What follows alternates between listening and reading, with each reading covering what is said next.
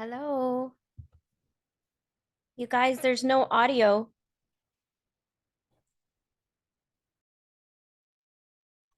Thank you. No, now you're gonna have to turn off mine.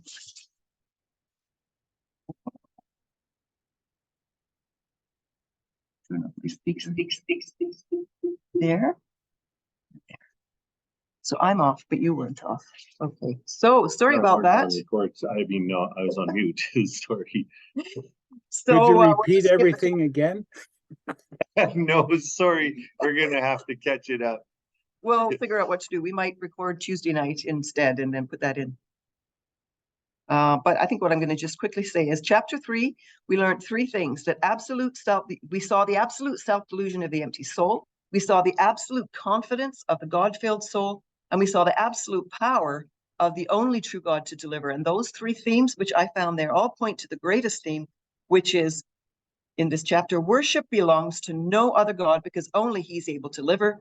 The focus verse was Nebuchadnezzar responded and said, "Blessed be the God of Shadrach, Meshach, and Abednego, who has sent his angel and delivered his servants who put their trust in him, violating the king's command and yielding up their bodies so as not to serve or worship any God except their own God. There is no other God who's able to deliver in this way." The application for last week was, how is your worship relating to your experience of deliverance in or deliverance out of your trials? And the two themes of Daniel that come out in this chapter are 1 and 2. God is sovereign over all, and God honors those who resist assimilation.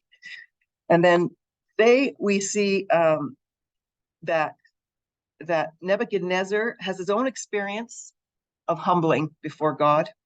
And he writes of this to men of every language, verse 1, and all that live in the earth. Peace abound, which to me sounds like Paul, because he's had his own Damascus experience where his spiritual blindness is gone, and he's opened, and he finally sees who the Most High God is. So he had his own profound humbling, and then God warns him. This is before he's actually humbled. God gives him this dream. So he's got this dream. There's this huge, beautiful, abundant tree filled the skies to the heaven, filled all the earth. This is his power. He is the most powerful God on earth, and he reaches to all of the known earth with his power and his rule. And so he also provides all creatures with his food and shelter. So Nebuchadnezzar had reached the heights of the earthly glory and power and majesty that anyone could. He was at the top. He was at his best game. And so, but after 1 year, after this dream, he responds with absolute complete delusion, and it's an egregious display of pride. In verse 30, "Glory to me, who alone created Babylon the Great, by my power and my might. And this displays the glory and majesty of myself." So totally deluded, totally still blinded. So in the dream, his guardian angel, which I think that is, it's an angel, is watching out for one who watches, will be restored. Speaks out, "Cut it down, but leave the stump with the roots and protect it." So iron and bronze are around this stump, and iron represents very often in the Bible power and authority. He has power and authority that will remain. And bronze is often meaning protection, like the bronze gates, the gates of bronze, protection. So I believe that power is still being protected by God until he turns and comes back, and then he's going to give him his power back. So Daniel says it means that the kingdom will be restored to you after you recognize God as the Most High. Now, what's the purpose of this dream? There's two purposes. Verse 17, first of all, "So all the living may know God as Most High."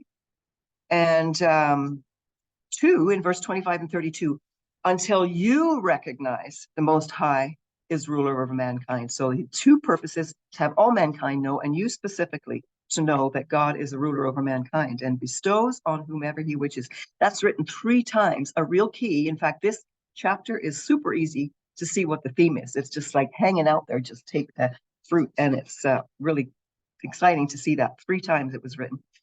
So Daniel interprets this whole thing to him. The tree is you and your kingdom. It's grown strong and great. You have dominion over all the earth's kingdoms, but you're going to lose your kingdom.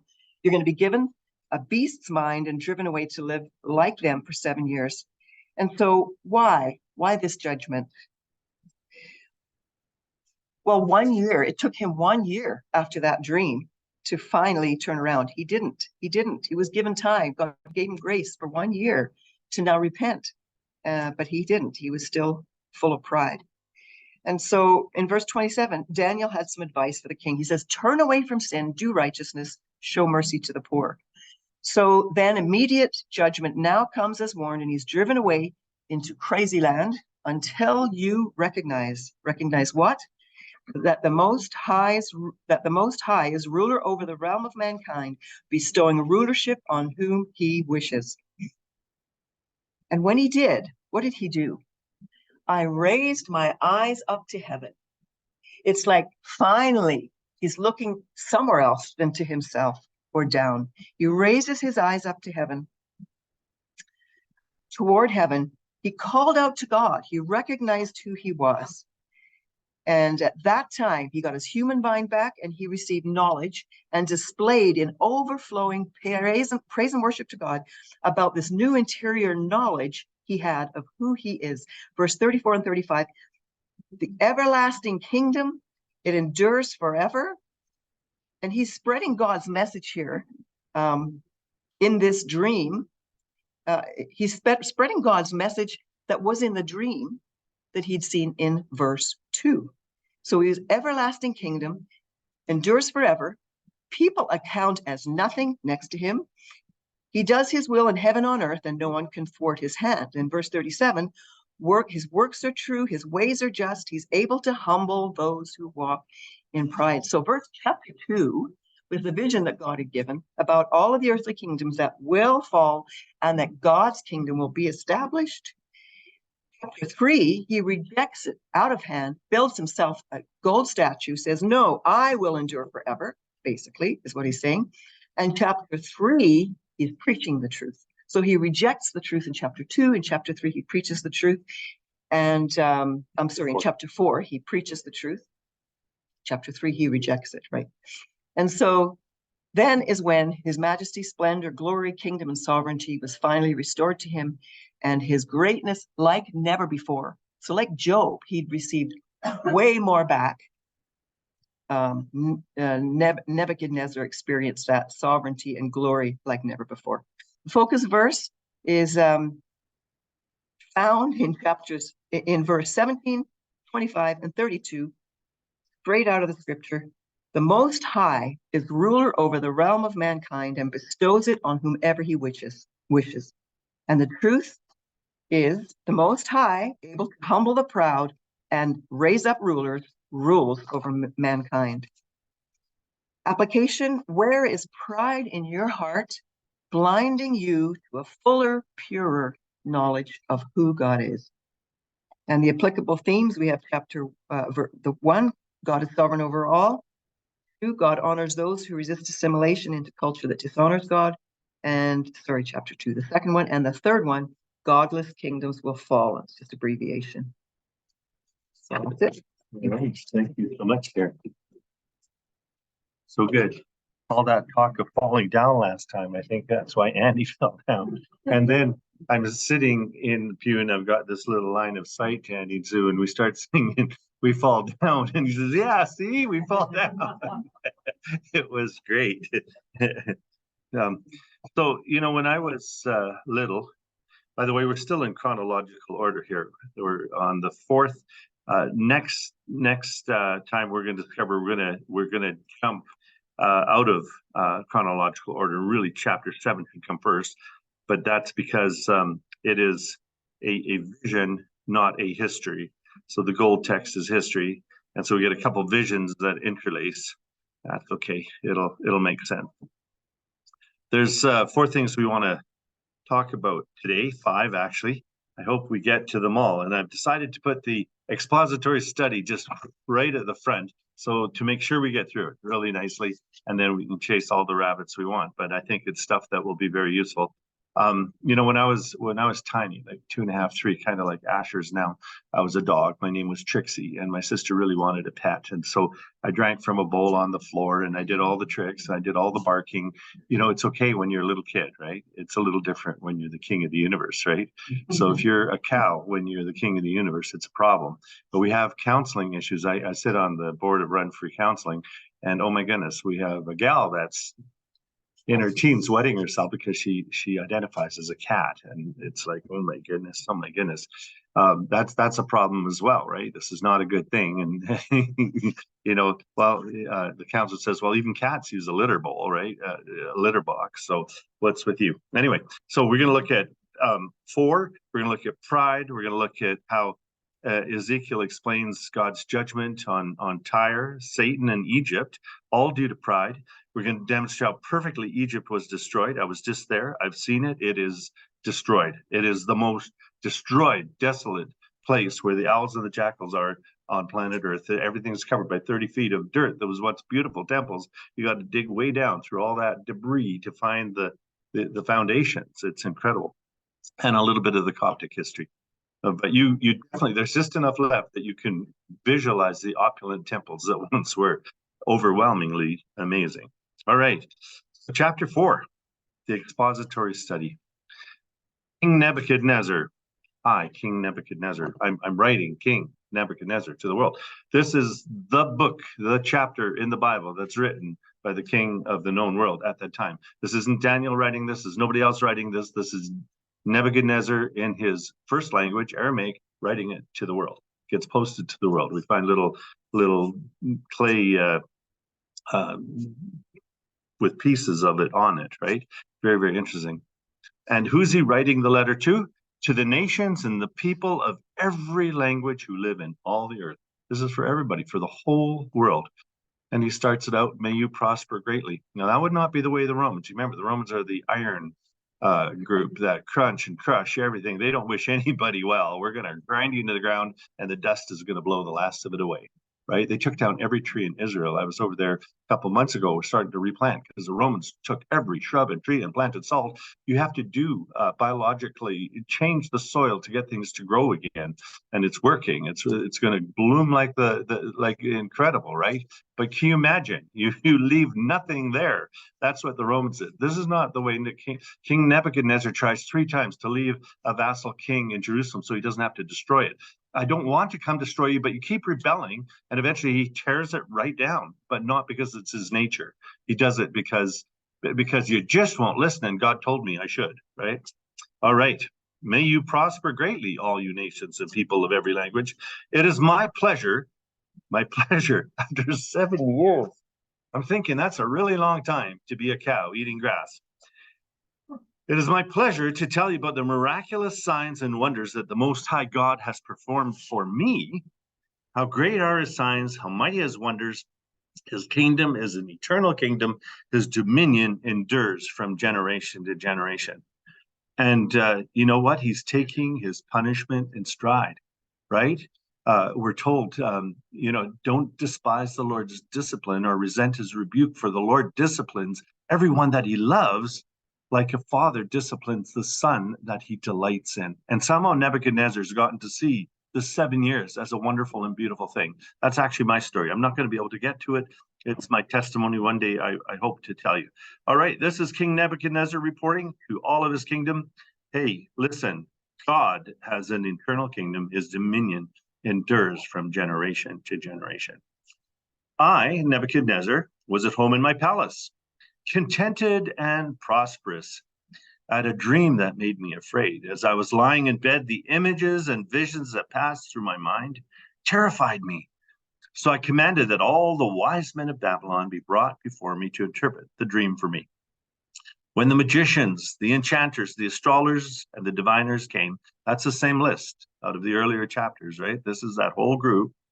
I told them the dream. Oh, you silly guy.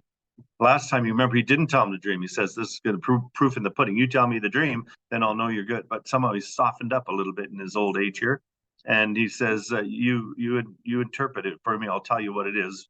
But they could not interpret it for me. And I think it's because some of them might have had a hunch. You know what? This is really about you. This big tree is coming down, and I don't feel comfortable telling you that because it's going to be off with my head. Daniel, of course, has guts. Finally, Daniel came into my presence, and I told him the dream. Now, it's interesting that he uses Daniel. That's not his name in this culture, in this place. And then he has to explain, oh, by the way, it's Belteshazzar after the name of my God, and the spirit of the holy gods is in him. He differentiates. It's named after my little god, but the real true God is in him. I said, Belteshazzar, chief of the magicians. Now, he got made chief when he was able to tell the dream and interpret it. Then Nebuchadnezzar put him in charge, right? Chief of the magicians, I know that the spirit of the holy gods is in you, and no mystery is too difficult for you. Here's my dream. Interpret it for me. Now, it's interesting that he uses gods plural because it's Elohim in Aramaic, Elohim in Hebrew, and in Hebrew, the pronunciation is always wrong. Like a kid learning it says this grammar is wrong because it's a plural word, but it's forever used in a singular context. What is with that, right? So it's like saying they, you, right? It's always the plural, but it's always in a singular sense. Maybe not so much in Aramaic, so that reference, but we know that Elohim. So for instance, the seraph is an angel. If there's multiple of them, they're called seraphim. The cherub is an angel. If there's multiple of them, it's cherubim. Him at the end makes it a plural masculine ending. So, and I know that the Holy Spirit of the Holy Gods is in you. No mystery too difficult for you. Here's my dream, interpret it for me. So these are the visions I saw while lying in bed. I looked, and there before me stood a tree in the middle of the land. Its height was enormous. The tree grew large and strong, and its top touched the sky. It was visible to the ends of the earth. Its leaves were beautiful, its fruit abundant, and on it was food for all. And under it, the wild animals found shelter, and the birds lived in its branches. From it, every creature was fed. Trees can be tall. I remember as a young kid driving through the redwood forest, and we drove through a redwood tree because they'd carved a hole in it big enough for the car to go through. Interesting. When I was in New Zealand, I've got a couple slides about it, so we'll get to that yet, this treeness. But in Jeremiah 28, we get a prophetic word. This is what the Lord Almighty, the God of Israel, says. I'll put an iron yoke on the necks of all the nations to make them serve Nebuchadnezzar, king of Babylon, and they will serve him, and I will even give him control over the wild animals. You remember, that's when Hananiah, the false prophet, came with that yoke of wood, and then he breaks it, and he says, no, this is the truth. It's not, you've come to us with a yoke of wood, as God told you, but that's not true.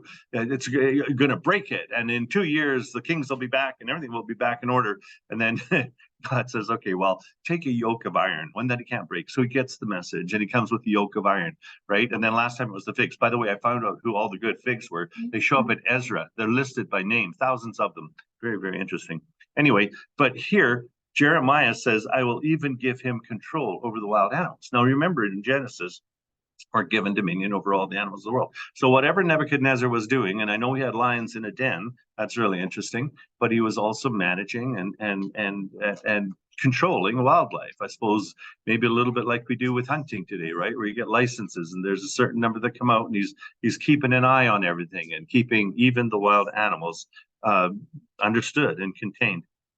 In the vision I saw while lying in bed, I looked, and there before me was a holy one, a watcher or a messenger, coming down from heaven. He called in a loud voice, cut down the tree, trim off its branches, strip off its leaves, scatter its fruit, let the animals flee from under it, and the birds from its branches, but let the stump and its roots, bound with iron and bronze, remain in the ground, in the grass of the field.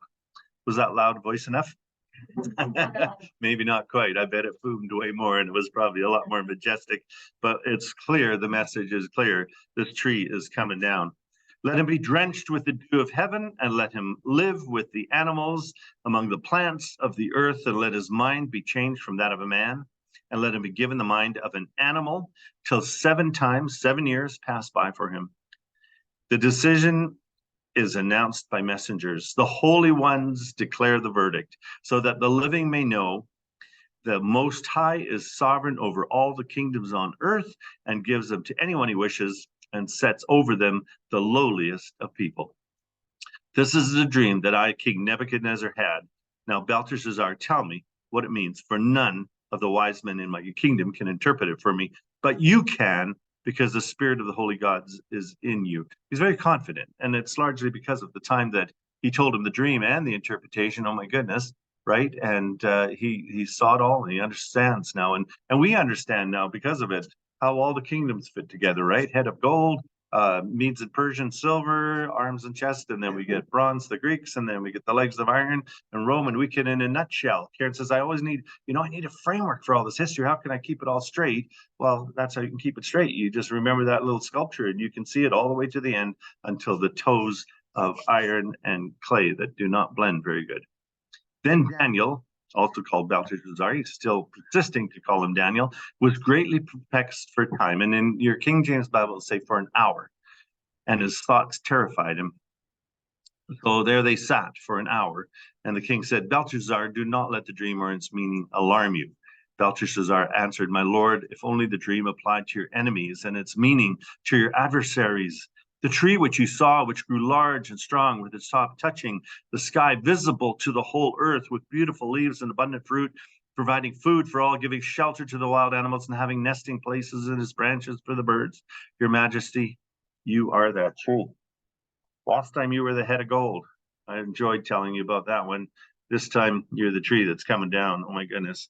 You become great and strong. Your greatness has grown until it reaches the sky, and your dominion extends to distant parts of the earth. But oh no, you're coming down. Your Majesty saw a holy one, a messenger coming down from heaven and saying, cut down the tree and destroy it, but leave the stump bound with iron and bronze in the grass of the field. While its roots remain in the ground, let him be drenched with the dew of heaven. Let him live with wild animals until 7 years pass by. Wow. Okay. So in the tip of the South Island of New Zealand is a tree, and it's the largest mass tree on earth. And I took my family there. They were ticked because we drove for a long time to go see Tani Mahuta, the biggest kauri tree, the biggest mass tree on earth. I really enjoyed it. We did use some pictures of it later, but it was a long drive for one tree. Yeah, along the way, that's right, and had the diesel gas issue in the vehicle. But that's how it looks. And so it's not the tallest tree, but it's the largest mass tree on earth. And so I take the whole family trundling there. Well, we then go back and visit with the family, which is actually not that far away. Hawke's Bay is about here, and that's where our family lives, near there, and visit it. This massive tree, and I couldn't find a stump, so I photoshopped one here, tied down with bronze and iron. So I don't know exactly what he saw in his dream, but something like this. It's a stump, a massive tree, the biggest thing you can imagine. This is actually what somebody claims is the petrified stump of a tree, which is like literally hundreds of feet across, which is incredible. Anyway, so yeah, you know what? I do have our kauri tree because, of course, we walked over to it. But you know, it's the size of a house, right? Around, it's massive. Anyway, this tree came down. All right, you don't normally like these little paintings, but this one kind of intrigued me. This is the interpretation, Your Majesty, and this is the decree the Most High has issued against my lord the king. You'll be driven from people, you will live with wild animals, you will eat the grass like the ox, and drenched with the dew of heaven. 7 times will be passed by for you until you acknowledge. So this is the criteria. This is the criteria to get out of this mess. You acknowledge the Most High is sovereign over all kingdoms on earth and gives them to anyone he wishes. The command to leave the stump of the tree with its roots means that your kingdom will be restored to you. Now, it's actually technically not all that long. He only gets a couple more years. So 7 years out of the picture for a couple of years more back. But obviously, God has made an impact on him. And the Babylonian Talmud says that Daniel is the one that tended Nebuchadnezzar while he was in the state because he needed a nurse, right? And so Daniel played that role. Do you think was ruling the land? Well, no, there would have been still somebody assigned, and I can find that, but I'll get it for next time. Therefore, Your Majesty, be pleased to accept my advice. Renounce your sins by doing what is right, and your wickedness by being kind to the oppressed, it might be then that your prosperity will continue. So somehow, if you can do penance, Nebuchadnezzar, maybe this can be delayed a little bit. And my goodness, it does get delayed for a whole year. 12 months pass by before it actually happens, right? But it's interesting. We know that when we're going to meet the King of Kings and the Lord of Lords, he's going to say, listen, I was hungry and I was thirsty and you gave me to eat, and you visited me when I was sick and when I was in prison. Enter into your Father's happiness, right? And to those that did not, and they'll say, well, when? Well, whatever you've done to the least of these brothers of mine, you've done it unto me. So isn't it amazing that the continuity of the Word of God still says the exact same thing? Right? Be kind to the oppressed. That's exactly what the King of the universe is asking of us all. Be kind to the oppressed. Don't be an oppressor. Love and help those that are oppressed and that need help. That's what we are to do. And then maybe your prosperity will continue. All right. The promise of restoration is contingent on acknowledgement of God. And you wonder, had he never come around, had he never somehow in the recesses of his mind come to realize that God is sovereign and that heaven rules, and to acknowledge it, he may have stayed in that state till his end, huh? All right. What does Daniel suggest? To renounce the sins.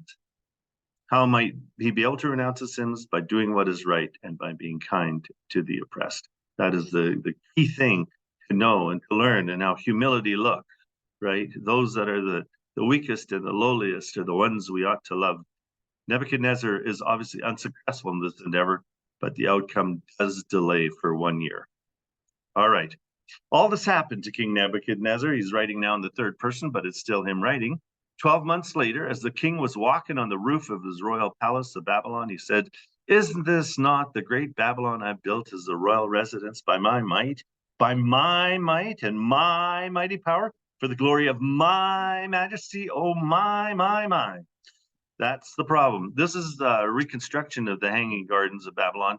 His wife had come from a mountainous region with lush green mountains, and so he built her a building that was lush green and figured out a way to irrigate it, and it's called the Garden of Semiramis, which is actually a bad goddess. But when Saddam Hussein is trying to rebuild it, he puts out a contest up to $1 million you could win if you could say how Nebuchadnezzar had irrigated his building, and so I don't know whatever came of that. He probably ended up in jail before he ever got to the end of that. One of the 7 wonders of the ancient world. Okay, quick trivia question. Who knows the 7 wonders of the ancient world? They're all gone but one. Maybe that's a question. Who knows which last one is left standing? Yes, Lyle. Very good. The Pyramid of Giza. All right, but here we go. My. Oh, my. Pride is the issue. Pride is really, really important. Okay, here we go. The Great Pyramid of Giza. That one still stands, sort of. It's been denuded. It's unclad. I was there. I touched the base rocks with my own hands just a few weeks ago. Hanging Gardens of Babylon was the second one. And interestingly, they always show fairly similar. The Temple of Artemis in Ephesus. Karen and I saw the foundations of it. It came down earthquake in the 1800s. The statue of Zeus at Olympia. Don't know much about that one. The Mausoleum at Halicarnassus. And the Colossus of Rhodes. This one is really interesting. This is a big sculpture standing with legs astride. And so they're able to defend the city. And then as a result, they build this statue that was absolutely huge, 150 feet tall, massive thing with 1 foot on each side. And earthquake, of course, takes that one out because that would be a little vulnerable. I can see the structural issues. And then the Lighthouse of Alexandria, which actually survives very, very late. Even as the words were on his lips, a voice came from heaven. This is what is decreed for you, King Nebuchadnezzar. The last words out of his mouth were, this is my thing that I've created for my majesty. And a voice comes from heaven. This is what is decreed for you, King Nebuchadnezzar. Your royal authority has been taken from you. You will be driven away from people, and you will live with the wild animals who will eat the grass like the ox. 7 times will pass by for you. until you acknowledge that the Most High is sovereign over all the kings of the earth and gives them to anyone he wishes. So there's some interesting sculptures of bulls with eagles' wings and kings' heads. I wonder if some of that ever got inspired by this. And this is a painting. Now, understand, William Blake in 1757 to 1827, that's his lifespan, painted this painting of Nebuchadnezzar. But it's a very famous painting of Nebuchadnezzar. It's the first thing that pops up when you Google him. And you can see he's got claws like an eagle's claws, and maybe his hair is like eagle's feathers. But understand the context of that is much, much later. I just present it because I thought it's interesting that the world has such a fascination with this whole story and with Nebuchadnezzar. Your royal authority taken away, and 7 years will pass until you acknowledge that he is in charge and sovereign and gives them to anyone he wishes. So boanthropy is a psychological disorder in which humans believe themselves to be a bovine.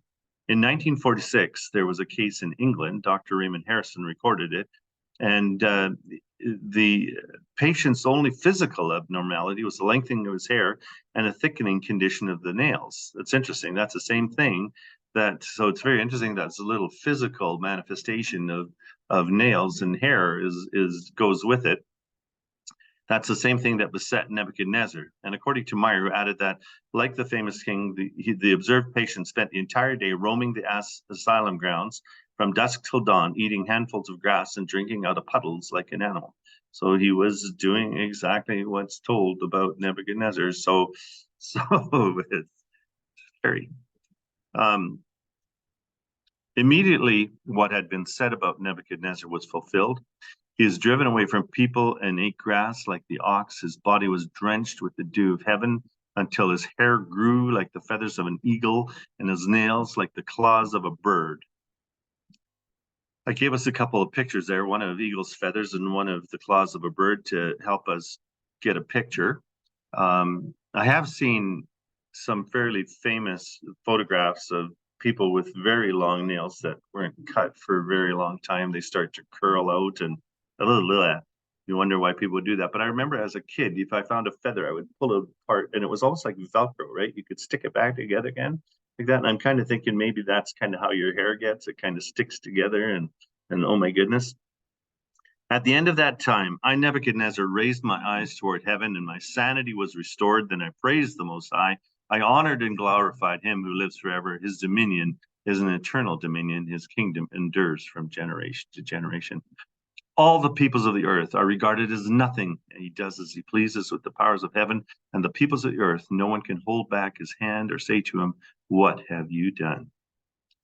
At the same time, my sanity was restored. My honor and splendor were returned to me for the glory of my kingdom. My advisors and nobles sought me out, and I was restored to my throne and became even greater than before. Now I, Nebuchadnezzar, praise and exalt and glorify the King of heaven, because everything he does is right, and all his ways are just, and all those who walk in pride, he is able to humble. Oh my goodness, this whole concept of pride, that is the thing that we've got to deal with. So we're going to spend a few minutes just taking a look at pride, because it's something that's really important. So God hates pride, and I thought I'd walk us through a few scriptures that talk about it. Proverbs 6:16-19. There are 6 things the Lord hates, 7 that are detestable to him: haughty eyes, a lying tongue, hands that shed innocent blood, a heart that devises wicked schemes, feet that are quick to rush of evil, a false witness who pours out lies, and a person who stirs up conflict in the community. The haughty eyes. Then we have verse 5.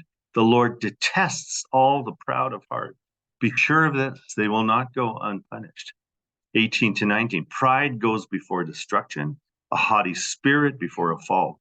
Better to be lowly in spirit along with the oppressed than to share plunder with the proud. 21, verse 24.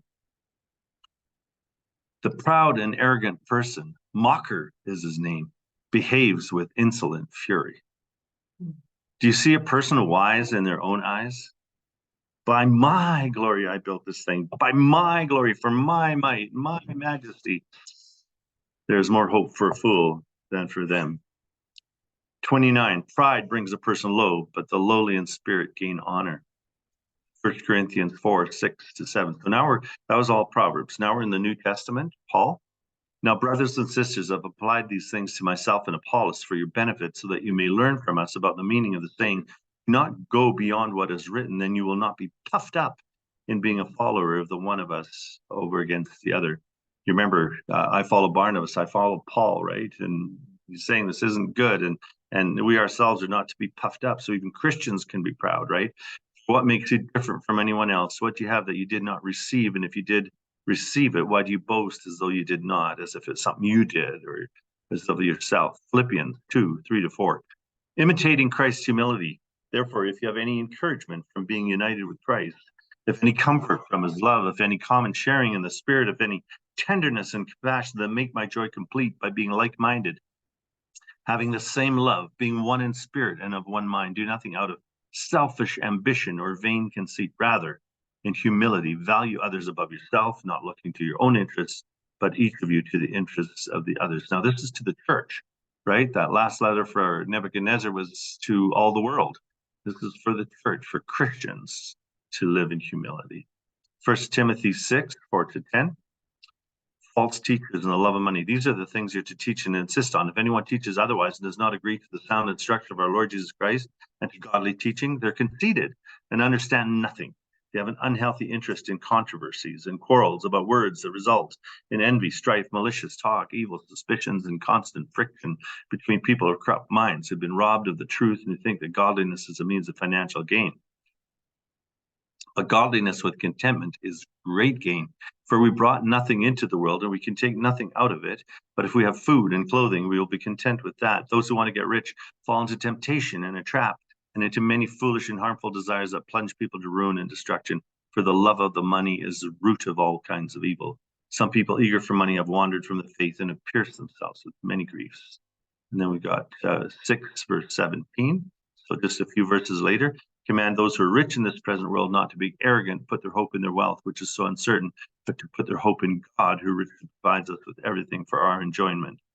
And James 4, 13 to 17, the brother of Christ. Now listen, you who say today or tomorrow we'll go to this city or that city, spend a year here, carry on business and make money. Why do you do not even know what will happen tomorrow? What is your life? You're a mist that appears for a little while and then vanishes. Instead, you ought to say, if it is the Lord's will, we will live and do this or that. As it is, you boast in your arrogant schemes. All such boasting is evil. If anyone then knows the good they ought to do and doesn't do it, it is sin for them. All right. God hates pride. Now, while we are reading about King Nebuchadnezzar, you'll remember we saw the kingdom of Judah fall. 200 years earlier, Israel had fallen to the Assyrians.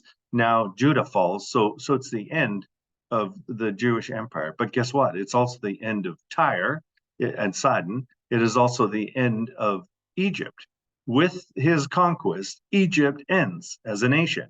And, you know, a lot of discussion in historic books, is this really true? Is that actually what happened? Well, it's kind of evident out there. Number one, when you track with all the kings, it ends with Necho, with this whole, that's where the pharaohs end. After that, they fall under Babylon for 66 years, then they fall under Media and Persia, and then they fall under Greece, right? And the last one is Cleopatra and Mark Antony. And then the Romans come and they have a battle in Alexandria, and the Romans win. And Mark Antony kills himself. It's a drama. You've probably watched the movie on it. And Cleopatra is holding him as he dies. That's the story, and that's how it is. And then it becomes Roman. And then we have, we're going to get into it a little bit. So let's figure out what all's going on here. So Tyre, let's start with them. Because Ezekiel does. In the pride of your heart. In the what? In the pride of your heart. Oh, you say, I am a god. That's an interesting thing. All those rulers thought they were gods. It's like really hilarious. I sit on the throne of God in the heart of the seas. It's an island. But you are a mere mortal and not a god, though you think you are as wise as a god. And now you get a really, really interesting line. Listen to this line. Are you wiser than Daniel? Daniel never even touted himself as being wise. He always pointed to God. But that's what Ezra asks the king of Tyre. Is no secret hidden from you. Can you explain dreams and interpret them? Huh? God does that. By your wisdom and understanding, you've gained wealth for yourself and amassed gold and silver in your treasuries. Wow, that's an incredible reference to Daniel, right in the heart of Ezekiel here. But he only ever acknowledged God as wise, and anything he had was from God. Incredible. But I find it interesting that, okay, by your great skill in trading, you've increased your wealth, and because your wealth, your heart has grown proud. Therefore, this is what the sovereign Lord says: because you think you are wise, and wise is God, you're going to have something happen. Now, this is how it looked in Babylon today. It was an island, and he then builds a bridge out to the island to take out Tyre and brings his armies up there. But it's hard work. We're going to discover every shoulder was rubbed raw, right? And it wasn't very rewarding. Alexander the Great comes and makes it into a peninsula. Today it is a peninsula. This is how it looked today. And Alexander the Great actually keeps throwing rocks and dirt until you can walk out there with your whole army. Well, at that point, it's over for Tyre, right? So that's modern day Tyre. And there's some of the ancient ruins in the city in the background. But I'm going to bring foreigners against you. He's going to bring Nebuchadnezzar, right? The most ruthless of nations. They will draw their swords against your beauty and wisdom, pierce your shining splendor. They will bring you down to the pit, and you'll die a violent death in the heart of the sea. Will you then say, I'm a god in the presence of those who kill you?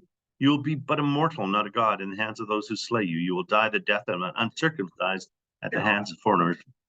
I've spoken, declares the sovereign Lord, because the Lord put Nebuchadnezzar into place to bring to humility this kingdom. That was the purpose of it. And he does his job. Very interesting. Now, we get a really interesting thing in Ezekiel 28, and we switch to Satan, which is fascinating. You were the seal of perfection, full of wisdom and perfect in beauty. You were in Eden, in the garden of God. Every precious stone adorned you: carnelian, chrysolite, and emerald, topaz, onyx, and jasper, lapis lazuli, turquoise, and beryl.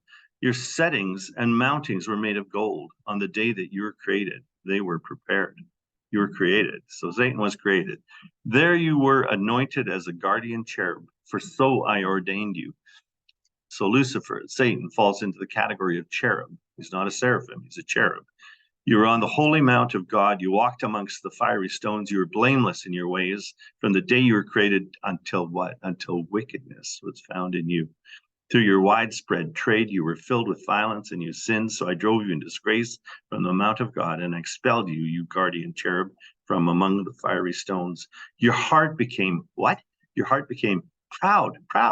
Your heart became proud on account of your beauty, and you corrupted your wisdom because of your splendor. So I threw you to the earth.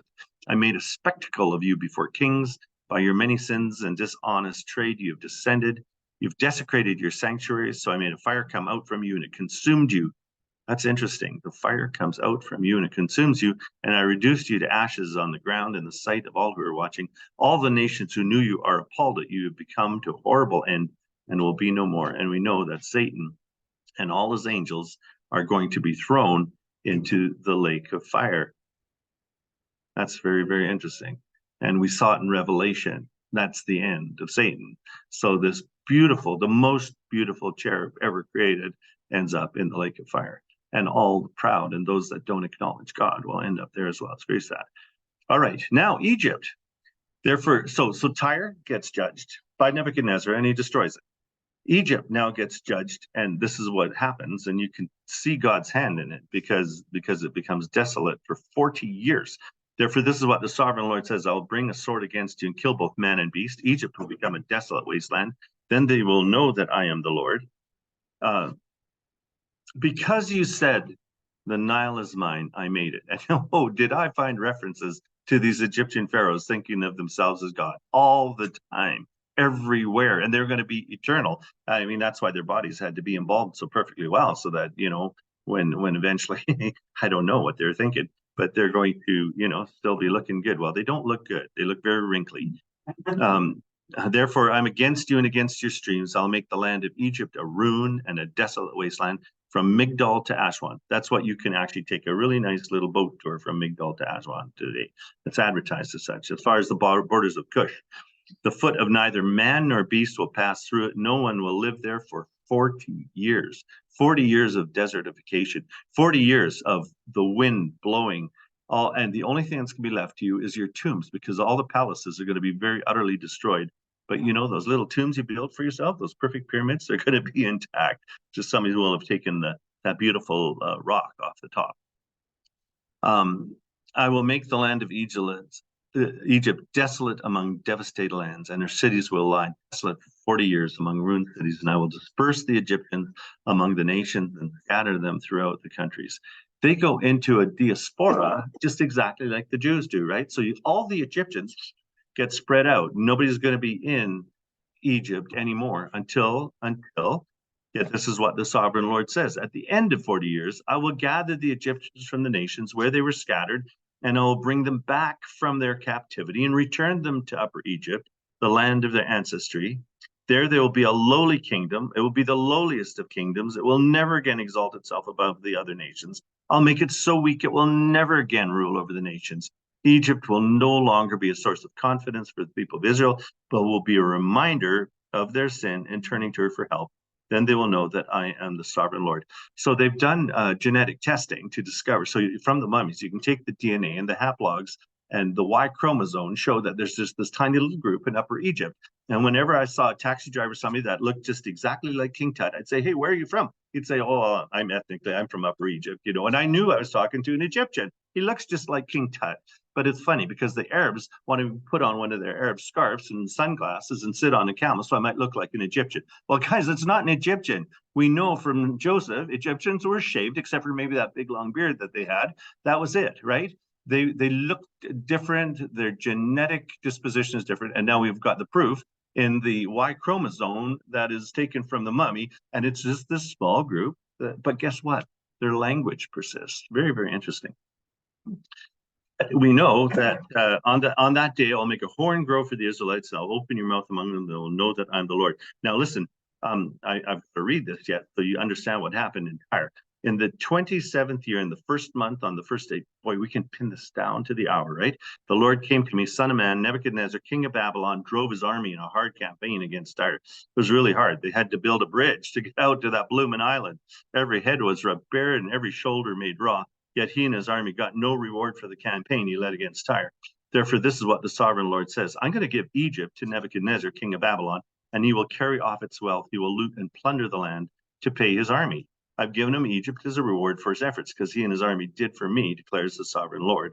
On that day, I'll make a horn grow for the Israelites, and I'll open your mouth among them. Then you will know that I'm the Lord. So when you go there, you see all the foundations of all these majestic temples, but where's all the gold and silver and all of those, right? It takes till 1905 till Howard Carter comes along and finally discovers the last remaining one, this incredible, and I think God did that just so we could know how opulent it once was. But in this tiny little grave of an almost unknown, which of course now the whole world knows, King Tut, and that's going into $1 billion museum right now, and it is $1 billion mess, guys. It's glorious. But just think what the kings had. If the dead had that, think what the living had. Well, that all went, and over thousands of years, grave robbers come and they rob out all the graves, but one remains, just this one last remaining one that finally Carter finds, and now is going to go on display in a brand new museum in Egypt. It costs billions of dollars. Because it's death and destruction everywhere you go. It makes you shiver to look at all these old dead bodies and all the funeral rites and how they embalmed them, pulled the brains out through their nose. It makes you want to puke, and that's just how it is. All right. Now, in every instance, it was the pride and the fact that they saw that they were king. So while I was here, I just took a quick look at it. So now remember, this is Upper Egypt, kind of where the naturalized Egyptians live. So what the heck? It is the Arabic regime of Egypt. That's what it's called. It's not Egyptian Egypt. It's Arabic Egypt, right? By the way, just for context, that's Solomon's Drain at its peak, tiny little country up there. To understand it, we just get that. And then this is what Egypt is today, is this bigger square. So Upper Egypt is that little bit, and the actual natural, genetically accurate Egyptians live there mostly. Of course, they travel. But that's how Egypt is today. and it is the Arabic Republic of Egypt. It is Arab Republic of Egypt. But they think they're Egyptians. I guess like we think we're Canadians, right? That's how it is. That's just how it is. All right, and they all want $1. Okay. They'll be hiding around the columns, and they'll point out a little hieroglyphic over here, like the 10,000 you just saw. And now they think you're their tour guide, and then they'll say $1, because they're all looking for $1. And everywhere you go, from the tiniest to the biggest, they're all looking for $1. Very fascinating, right? You've been there, Lila. So now, interesting, when God warns Joseph, make a trip to Egypt, well, guess who's in charge? The Caesar Augustus, Gaius Octavius, is technically in charge of Egypt, but he's got obviously somebody over there that's running the show, and that is a relative of his, Publius Octavius. He was the prefectus in Egypt. And so the Roman Empire, the Greek Empire, the Roman Empire grows like crazy. But this here, I always got incredible sculptures of him.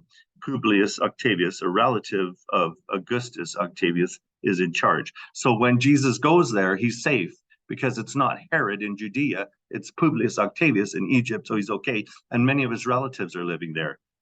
He actually was pretty good. And by the way, Trajan, Trajan makes himself look like an Egyptian there.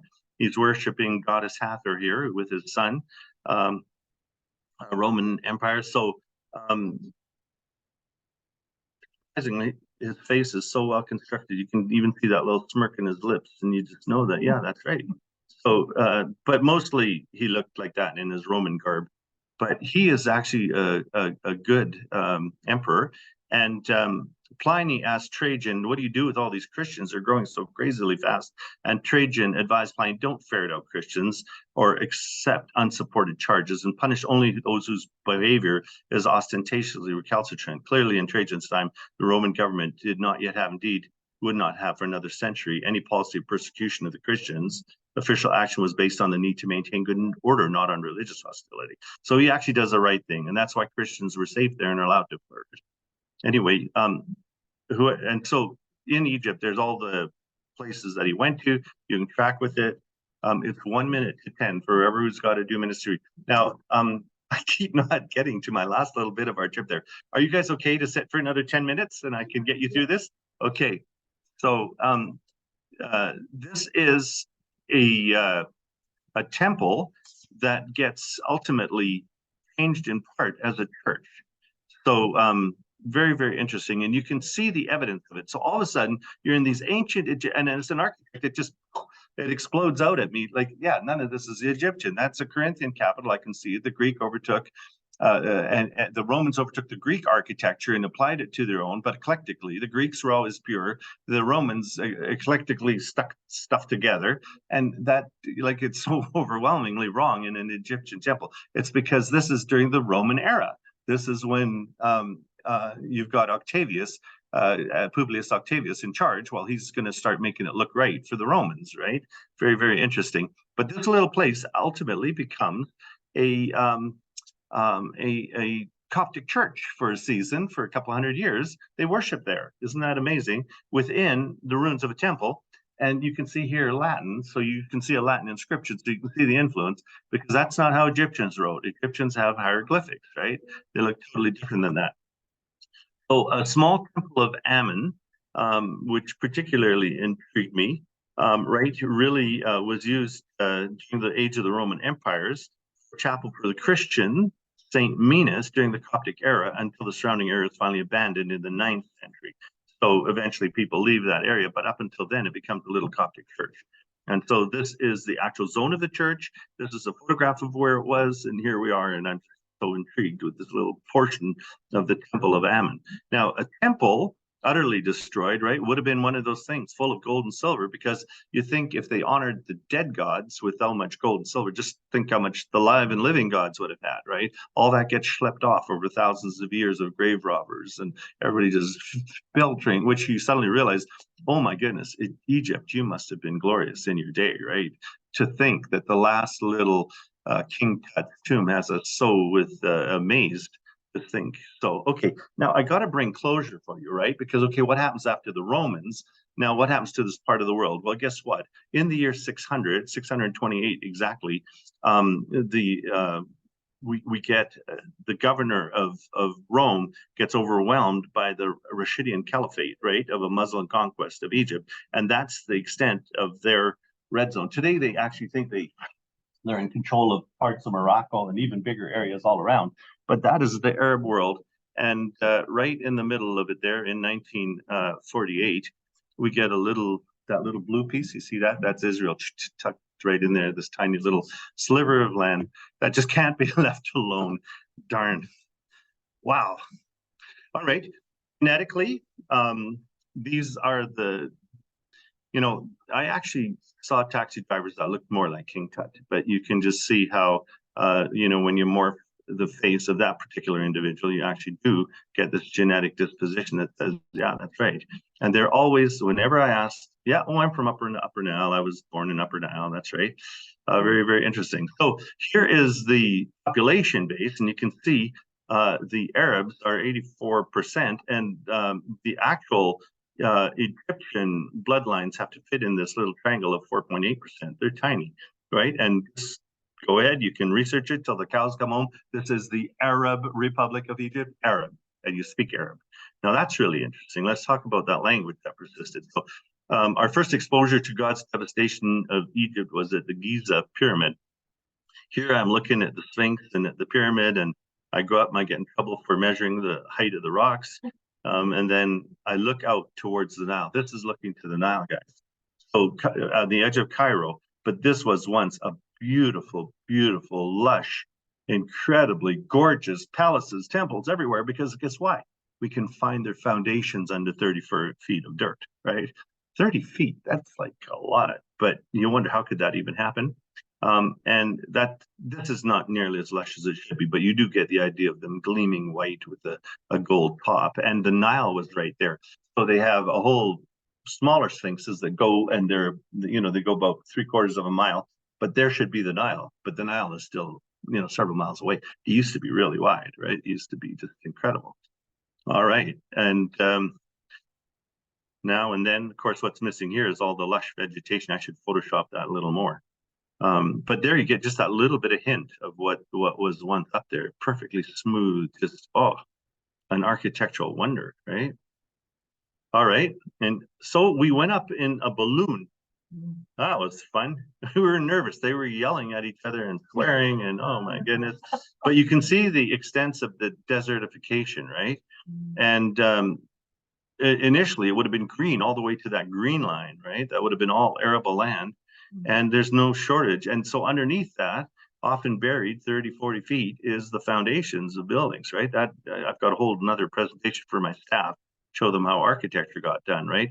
And so we did see the Hatshepsut temple from our balloon ride. This is a sculpture of it, a model of it.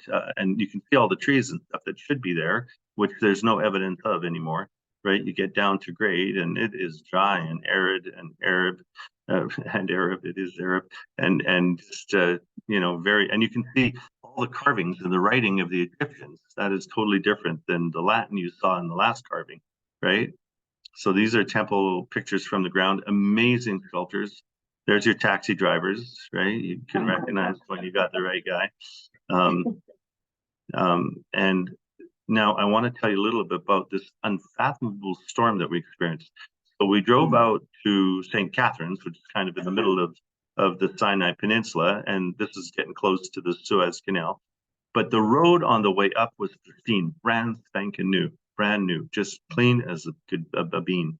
And then there was a lightning storm in the night while we were out there. We were out there a couple days. And then a French family arrived, and they showed us pictures. Oh my goodness, look at this, look at this. We were stopped on the road. There's rocks this big blowing across the road. And sure enough, there they were. How does a rock this size or the size of this stuff blow across the road? This is after days of removal with Bobcat, right? And you think overnight, and there was places I saw the sand over 4 feet deep. over the road, right? There was the residual of it because they carved out the lane and you're driving. And I just wish I didn't have my camera quick enough.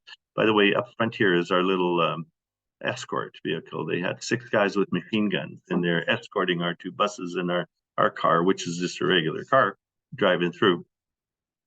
How do rocks like that and just the water and the wind carry? And so suddenly you can realize what that desertification for those 40 years looked like when God said it was going to happen, right? And very, very interesting. So if you find out about desertification, and I can't believe it's true, it says it's being turned into desert at a rate of 3.5 acres per hour today. Guys, that can't be true. I got to do the math on that. Like, wouldn't that mean that the whole country is going to be gone in a very short time?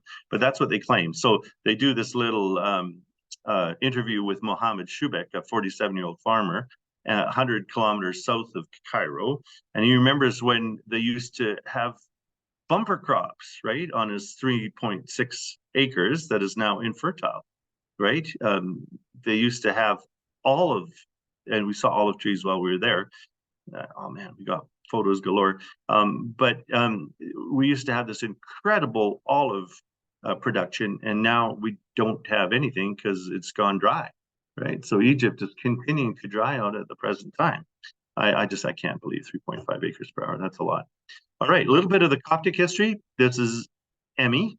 Emmy was very sweet. Her sister, who's not well, made us an incredible lunch.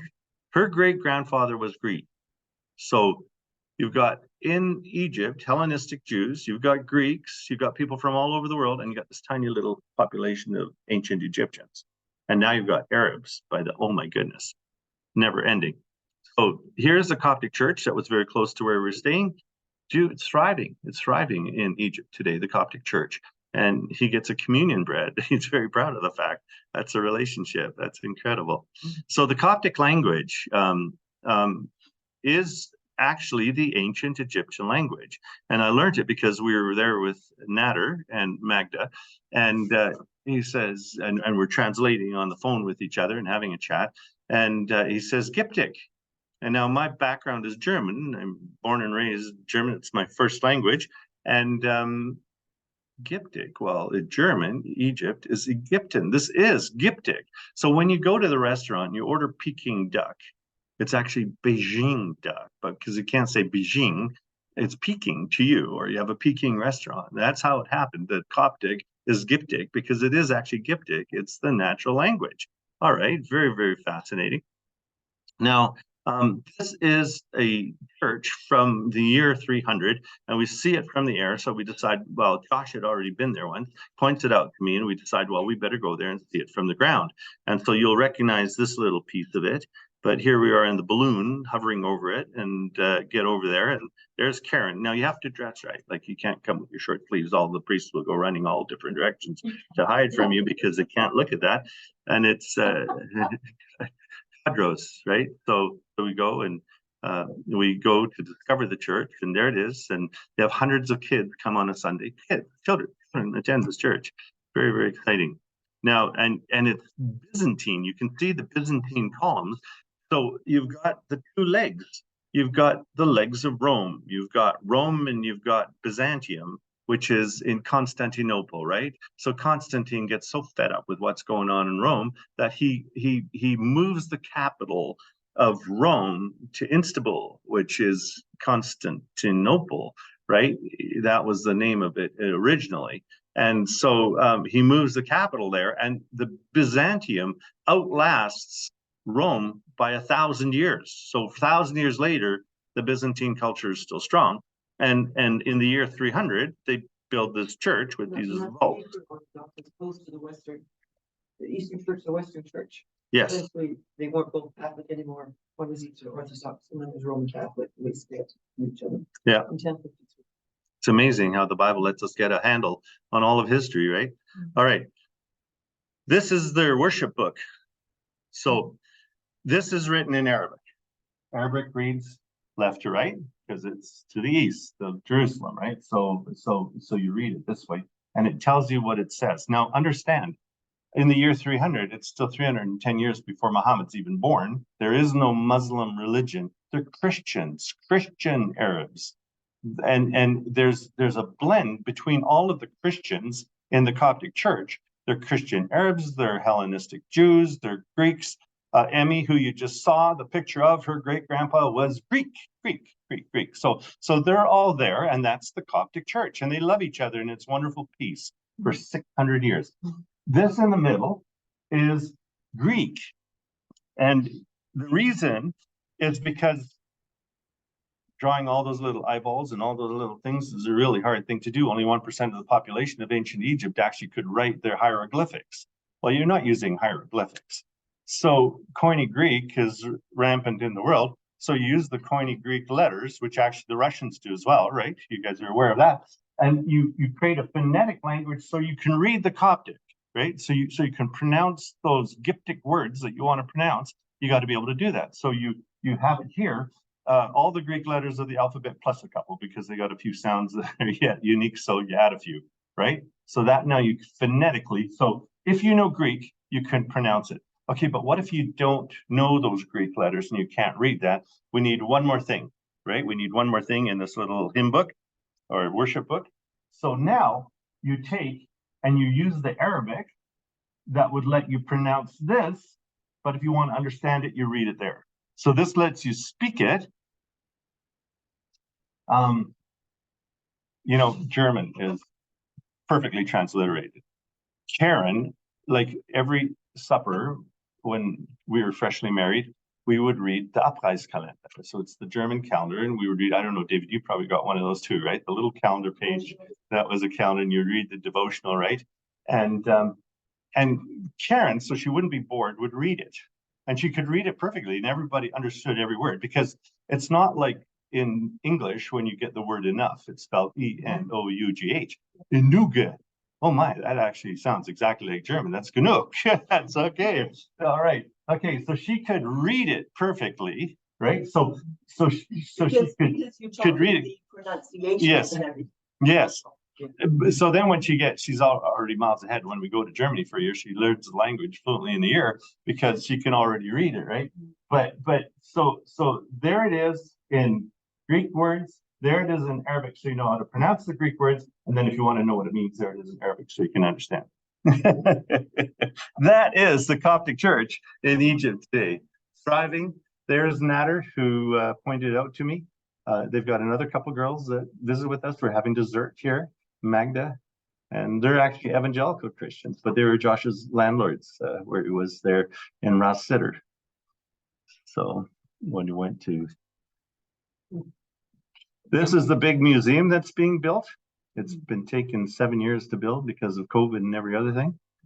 It's going to be it is now the biggest museum on earth, 81,000 meters squared of floor area. And it's got all of the Egyptian death glory, all of everything that's coming out of the tombs. It's going to have King Tut in there, $1 billion mask. Oh my goodness. Oh my goodness. Anyway, the lesson for today. God humbles the proud. And it's up to us to this is my Bible verse for my life. All of you clothe yourselves with humility toward one another, because God opposes the proud, shows favor to the humble. Humble yourselves therefore under God's mighty hand, that in due time he might lift you up. Cast all your anxieties on him because he cares for you. So I actually had there's my dad. You know, he had fallen down an elevator shaft and his leg was almost chopped off, and then he was praying and he found this verse in Hebrews, and he suddenly got the sense that, God, if you discipline us, you must love me so much. Oh my goodness. And instantly he felt this warmth go through his body to his leg, and his leg was healed. It was scheduled to be amputated the next day. And so I discovered a very similar thing.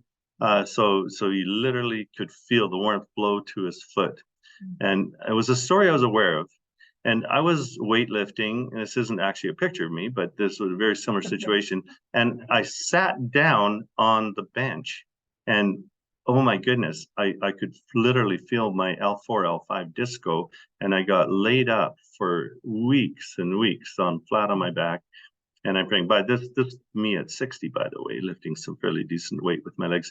But I got to the place where I was just devastated and got this scripture and just realized, you know what, we had started doing the math on what all I would be earning as an architect on my way home from Germany, because Karen and I, we had a scholarship to Germany, top the class, the gold medal, and pride all the way.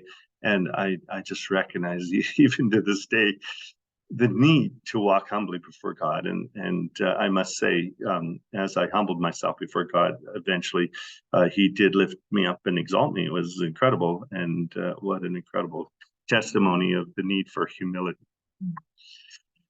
Be sober and alert. The devil is like a roaring lion on the prowl, looking for someone to devour. Resist him, strong in your faith, because you know that your brothers and sisters throughout the world are enduring the same kind of suffering. After you've suffered a little while, God of grace, who called you to his eternal glory in Christ, will himself restore, confirm, strengthen, and establish you. To him belongs the power forever. Thank you. God bless you all. Lord, we just thank you that you're sovereign. We pray that you would just go before us, Lord. Help us to walk in humility before you, acknowledging you as sovereign in the universe, but also in our lives. Thank you that you are who you say you are, and that we can have an eternal relationship with you. In Jesus' name, amen. Stop recording and leave the chairs out. You don't need to go away anymore.